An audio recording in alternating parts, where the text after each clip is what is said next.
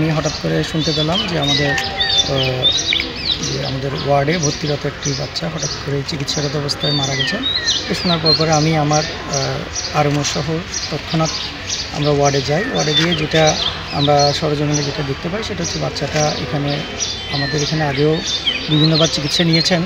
উনি mainly bronchial অ্যাজমার patient, শ্বাসকষ্টের বাচ্চা, এবং ওনার এইবার শ্বাসকষ্ট বাড়াতে ওনাকে আবার এখানে নিয়ে আসছে চিকিৎসার জন্য। তখন আমাদের শিশু বিশেষজ্ঞ ওনাকে চিকিৎসা দিয়েছেন।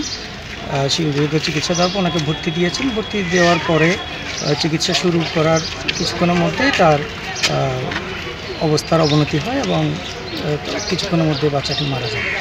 তো বিষয়টি আমরা জানার পরে আমরা আপাতত বিষয়টি দেখছি। এটা ঊর্ধ্বতন কর্তৃপক্ষকেও জানানো হয়েছে।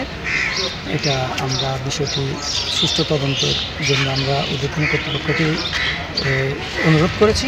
উনি আশ্বস্ত করেছেন যে এটা ঘটনাটি সুষ্ঠু তদন্ত করে এটা দেখা হবে, খতিয়ে দেখা হবে বিষয়টি। তাৎক্ষণিকভাবে আপনি কোনো পদক্ষেপ নিচ্ছেন কিনা এই বিষয়ে? না, তাৎক্ষণিকভাবে যেটা আমাদের পদক্ষেপ যেটা আমাদের ঊর্ধ্বতন কর্তৃপক্ষকে জানানো বিষয়টা প্রথম পদক্ষেপ হচ্ছে ওইটা আমরা জানানো হয়েছে। এটার পরে এটা এখন ঊর্ধ্বতন কর্তৃপক্ষের মাধ্যমে এটা তদন্ত হবে। যেহেতু এটা আমাদের এখানেই ঘটনা, সেহেতু হচ্ছে যে স্বাভাবিকভাবে এটা আমাদের ঊর্ধ্বতন কর্তৃপক্ষ বিষয়টি তদন্ত করবে বা খতিয়ে দেখবে।